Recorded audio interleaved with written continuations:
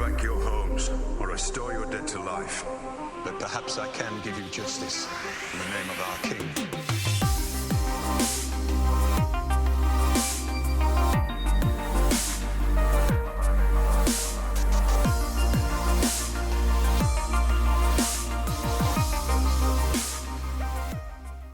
As Season 7 approaches, we cannot ignore the things that our favorite and least favorite characters need to get a hold of in order to survive the impending war against the Dead Army just north of the Wall. To list a few, Westeros needs fighters to support the cause. The major houses that are left need to band together, gathering wildfire, dragon glass, Valyrian steel, and other materials just to have a fighting chance. One of these impactful and proven resources, Valyrian steel, is essential for defeating whatever comes next.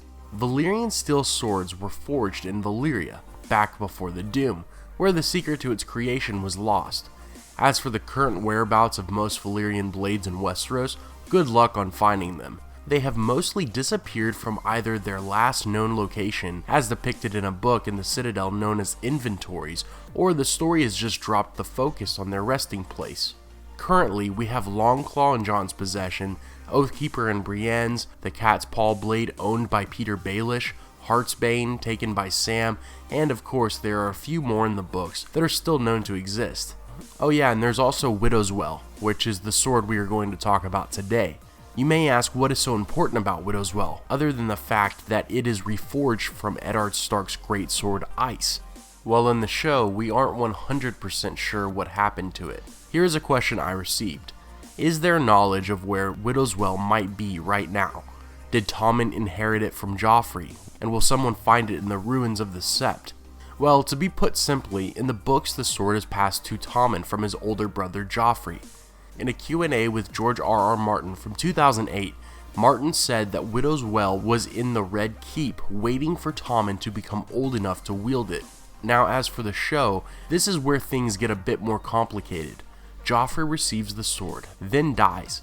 His body is displayed in the Great Sept for his family to pay their respects, and we can see the sword laying across him. There are a couple possibilities.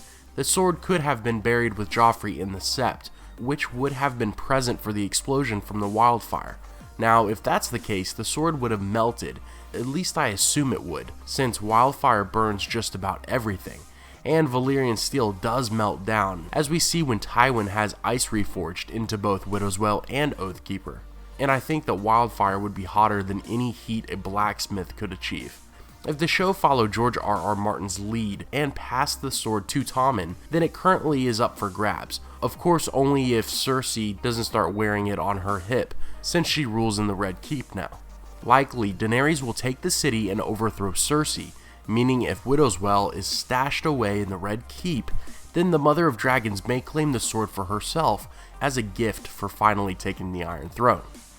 Tommen was burned, or at least that's what Qyburn was ordered to do with his body, so the sword probably didn't go away with the young late king. My guess is the sword remains in the Red Keep just as it does in the novels.